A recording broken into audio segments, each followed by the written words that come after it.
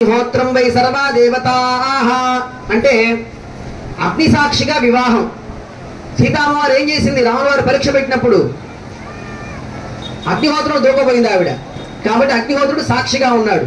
అట్లానే వివాహం కానటువంటి స్త్రీకట అగ్నిహోత్రుడు సాక్ష్యం ఉంటాడట, ఈవిడ మహాపతివ్రత అని. కాబట్టి అగ్నిహోత్రం ద్వారా ఆ యొక్క సాక్ష్యం అనమాట. అంత కొంతమందికి అగ్నిహోత్రాలు ఉంటే, కొంతమందికి పెళ్ళు అగ్నిహోత్రాలు అనేటువంటి ఉండవు అనమాట. ఆ మంత్రాల చేత సప్తపది అంటే 7 అడుగులు వేయడం అనమాట.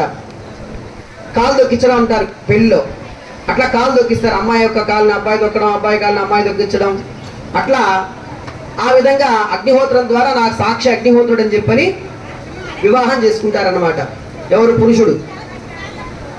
అట్లానే ఆ యొక్క అనుగ్రహం, బుధుడి యొక్క అనుగ్రహం ఉంటే మంచి ఉత్తీర్ణత రావడం, మంచి బుద్ధి కలగడం జరుగుతుందన్నమాట. అలానే బృహస్పతి అన్నా గురువు అన్నా ఒక్కళ్ళే. ఆయన పుత్రకారకుడు. అంటే పిల్లలు బాగా చదువుకుని అభివృద్ధిలోకి వచ్చి వాళ్ళు అనుకున్నటువంటి ఉద్యోగాలు కలగాలంటే ఆ బృహస్పతి యొక్క అనుగ్రహం ఉండాలి. ఆయన సక్రమంగా లేడనుకోండి, వీడు చదివేదే